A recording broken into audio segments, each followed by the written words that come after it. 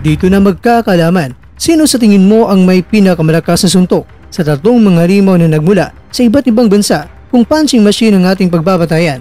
Ang current and disputed super bantamweight world champion ba na si Naoya Inoue ni the land of the rising sun ang bansang Japan, o ang former 3-division world champion na si Johnny Real Casimero na nagmula sa perlas ng silanganan ang bansang Pilipinas, kundi kaya ang multiple world champion sa 3-weight classes na si Gervonta Tank Davis o si Abdul Wahid ng the land of the free and the home of the brave ang bansang Amerika. Sa video ito ay magkakaalaman na Eufemio Lopez ay nahinamon na si Ryan Garcia. Ito po ang mga nilalaman ng ating kwentuhan. Kaya tara, kwentuhan na!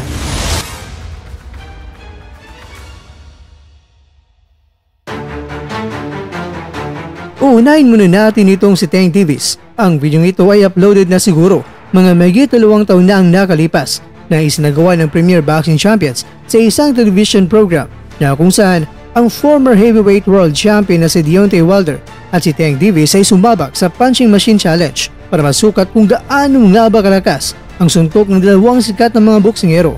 Tila ba, sinusukat nila ang lakas na David at Goliath. Ang unang sumubok kakwento ay itong si Wilder at ang resulta ay 9-2-7 Rumble 1. Sa mahilig sa swertes dyan, hindi biro lang, kung kay Wilder ay 927, magkano naman kay Davis? Kaya ito na ayun,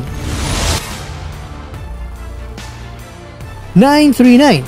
Mas mataas pa itong si Davis. Grabe, tinalbugan pa ang heavyweight. Pero syempre, hindi natin alam na baka hindi talaga buhos lahat na ginawa ni Wilder dahil baka medyo nagbigil lang itong si Wilder. Pero ganun pa man, kung ito ang ating pagbabasihan ay talagang mamaw talaga itong si Tank Davis. Punta naman tayo ngayon mga kwento sa pambato ng Pilipinas, ang Cuadro Alas. Kaya ito na, handa na ikalabit ang machine gun ng angas ng Pinas. At boom, ayan, 988. Naku naman, si Wilder na heavyweight ay 927 lang. Si Tank Davis ay 939. Pero ang Cuadro Alas ay naku, umabot ng 988. Grabe naman ang Cuadro Alas, palakpakan. Dahil biruin nyo, tinalbugan pa ang lightweight at heavyweight na lakas ng suntok nila. Kaya tama nga ang sinabi ng co-promoter ni Casimero na si Mr. Ichitaro Ishii na ang lakas ni Casimero ay parang sinlakas na isang heavyweight boxer. Grabe naman, palakpakan.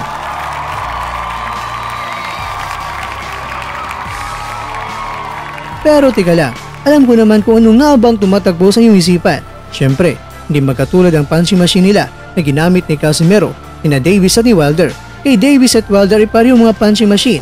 Pero, kahit nalumbas na mas malakas si Davis. Pero siyempre, pagka nagpigil lang din itong si Wilder, kay Casimero naman, dahil hindi parehong punching machine ang ginamit kaysa kay Davis at ni Wilder. At sa rin ang factor na ito na pagbabasihan, kaya pwedeng hindi accurate ang resulta ng mga punching machine. Pero, kung ito ang ating pagbabatayan mga kwento ay syempre, lamang sa lakas ang angas ng Pinas. Kung ang mga resultang ito ay ating pagbabatayan. Well, kamusta kaya itong si Inoue? Well mga kwento, hinanap ko ang punching machine na video ni Inoue sa mga nakarang mga taon. Pero, hindi ko nahagilap sa internet. Kaya ito na lang ang ating pagbabatayan. Kakaiba ito kakwento. Dahil ang lakas ng suntok ay may katumbas na kilograms. At ang suntok ni Inoue ay ito. Boom, ayun! 124 kilograms. Na ako naman, kumbaga, mahigit 2 sakong bigas ang lakas ng isang hambalos ni Inoue. Sino nga ba hindi mabubusog sa paghahilo nito sa boksingerong matatamaan? Pero ganun pa man kakwento, mahirap ni pagambing sina Casimero at Inoue. Ilang punching machine na ginamit nila ay magkaiba. Pero kung by kilograms naman ang ating pagbabatayan, sa Pacquiao ay may lakas na 806 pounds o may katumbas ito na 365.5 kilograms. Kaya mas hamak na mas malakas itong si Manny Pacquiao kung ikukumpara mo yan kay Naoya Inoue.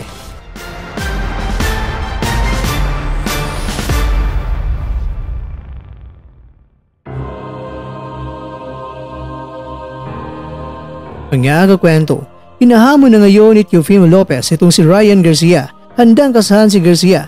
Kahit sa catchweight pa, mahigit 140 pounds ay mas maganda para kay Lopez na timbang. Kahit pa nasa buwan ng Setyembre o Disyembre ay gusto nang may kasana ang laban. Ikaw kwento, gusto lang namin na malaman. Ikaw, Team Eufemio o Team Ryan?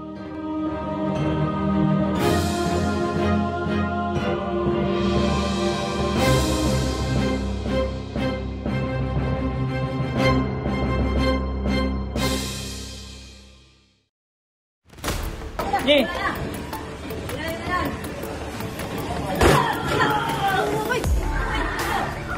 Nanalo na rin. Duha di ay, sorto pod. Oh, nyayad. Wala pa yung wala, guys! Wala pa yung wala. Oh, kabon. Ha, Kabon. masira. Napa?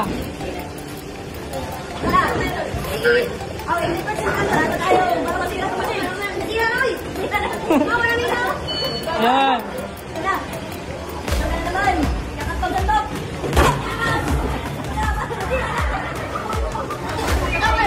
Dol, titik kahinay, nainitay, nainitay yung tutol. Ilaw, unat. Ang gloves. Ang gloves.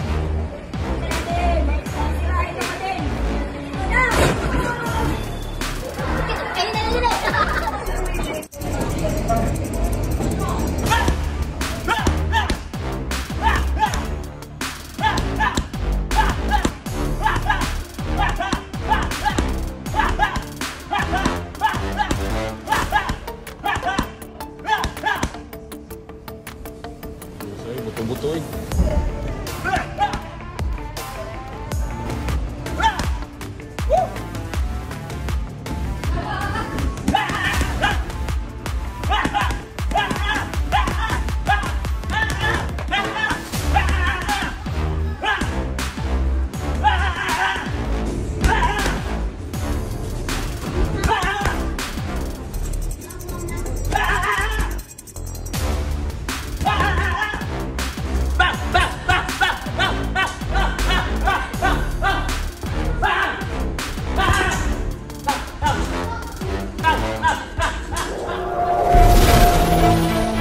At dyan, nagtatapos ang ating kwento.